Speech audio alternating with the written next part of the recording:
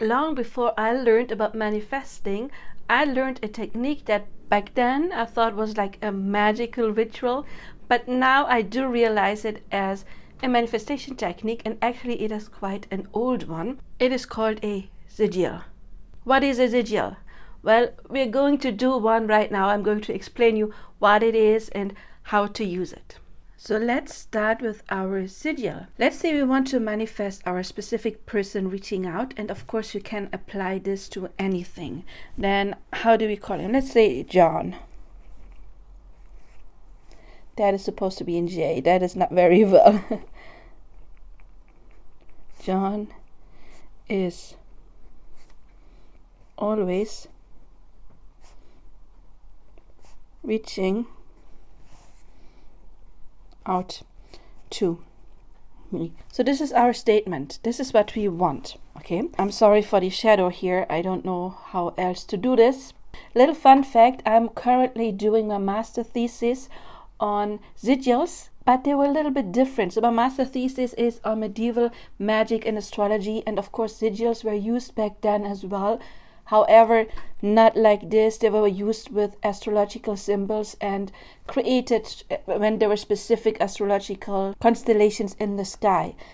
I learned this method years ago in my 20s, so probably like 15, 16, 17 years ago. Back then I mainly used it if something was going wrong in my life and I wanted to protect myself, for example, or my money was scarce and I wanted to have money. So I always wrote down my statement, and back then I didn't know that this was manifesting, but it is manifesting, of course. It is a technique. As I said, it is a very old technique, even if it's used different right now. So you have your statement, whatever your statement is. It could be, I'm so happy that I always have enough money, or if you're lazy, I always have enough money. My person, insert name, is always calling me. I am perfectly healthy, whatever your statement is. And then you go through this and you see if the same letter is in here twice. So we have a J, but we don't have any other J. So we write down J. Then we have an O. Do we have another O? Yes, we do. So we strike all O's. H. Do we have another H? We do. N. Reaching, yeah. And we do that with every letter. So we do have only one L in our statement.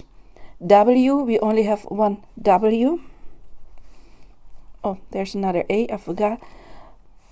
We only have one Y. R, we only have one R. E. C, John is always reaching. Only one C, only one G. Do you have another? John's always reaching out. No, only one U. We have two T's. And oh, John is always reaching out to me. Only one M. So those are the letters that we have only once. What you then would do is you take another piece of paper. You can take a nice piece of paper. I don't know, buy a specific color. If you want to, you don't have to. I wouldn't use a paper with squares like this. I mean, you could definitely. It's working the same. It just, when I did those back then I wanted to be a little bit more formal, because for me back then it was magic. It was like a spell. I'm doing magic right now. So I wanted to have the formality.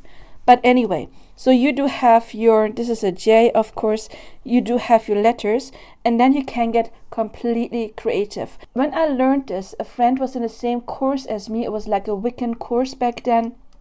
As I said, early 20s, that's how I learned it. I was not jealous, but I admired how beautiful her sigils were in the end. I'm not that crafty, I have to say, but let's try. What we do is we connect all of these letters in some way. And again, you can be completely creative. We just want them all to be connected. Let's start with J. Then we have an L. How do we want to put our L? For example, then you could be L. You could do it like upside down. We do have a W. It could be something like this then. Y.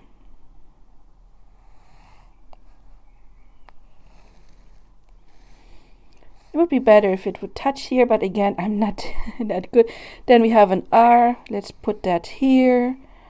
And the C we can put right here, for example. And the G we can do something like this. Create a little moon. Do we have to? No. Where do we want to put the U? We can put it in here, for example.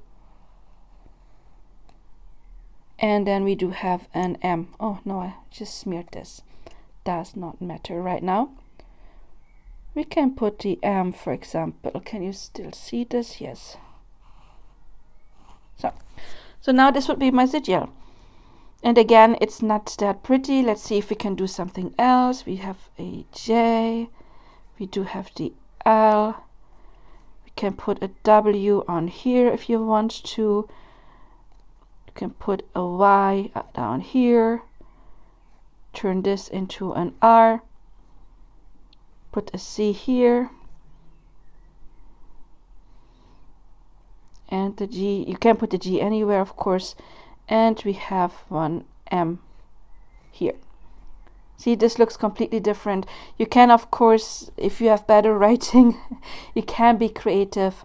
We just, again, want those letters to connect somehow. That is then your sigil. And what I did back then is I usually put it somewhere where I didn't see it. But you can also, if it's for a protection, like put it on your window ceiling, for example. I usually put it away. You do it with a little bit more attention, of course. I was explaining while I'm doing it. When you're doing it like really focused, and you focus on your drawing. You can try to make it artful, beautiful, or if you're more pragmatic, it does not matter. It is just you focusing on what you want. If you want to, of course, you can say your affirmation in your head while you're doing it. Or you can have, of course, music that maybe you connect to that topic or to that person. It does not matter. We just want you to really, really focus and to really set the intention that this is going to work. If you watch my entire playlist, then you notice that I usually explain when to use this method and when not to use this specific method.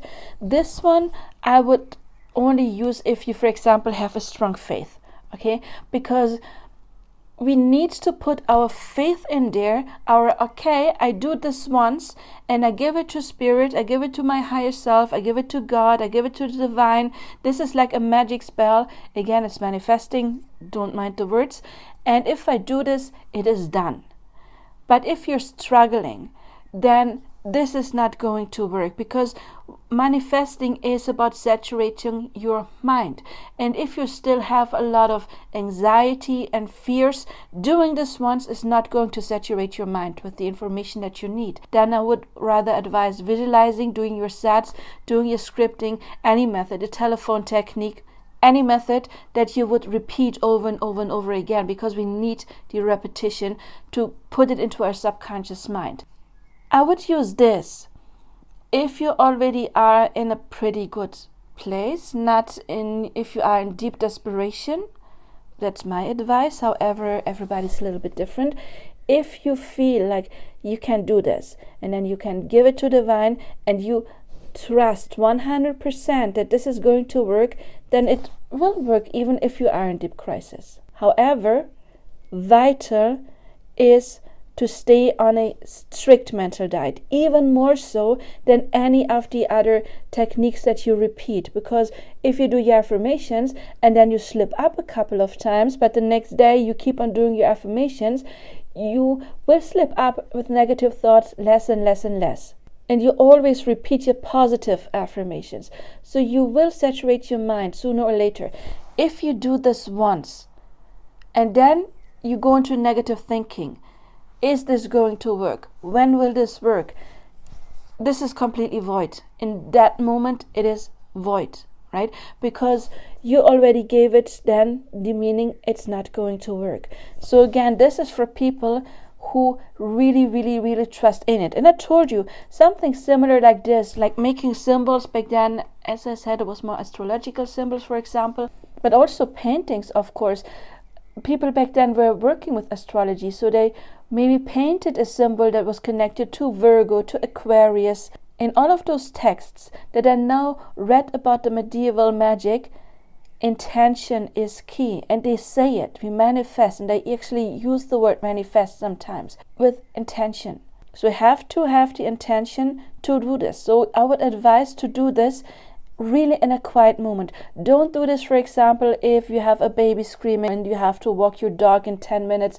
This is nothing to really squeeze in. This is something to, I would advise to get into some kind of a meditative state first and make it a ritual.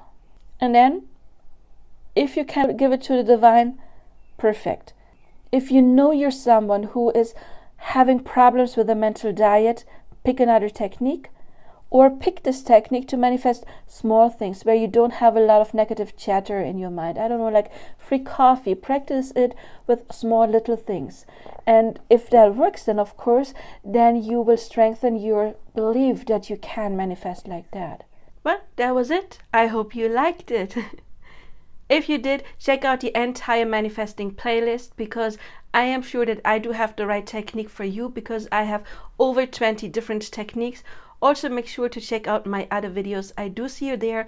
Until then, as usually, I do wish you all the best. Now, bye-bye. If you want to book your own custom-made affirmation or subliminal, you will find my contact information in the description box below. Or if you want me to coach you when it comes to manifesting, I am a certified manifestation coach. Don't hesitate to contact me.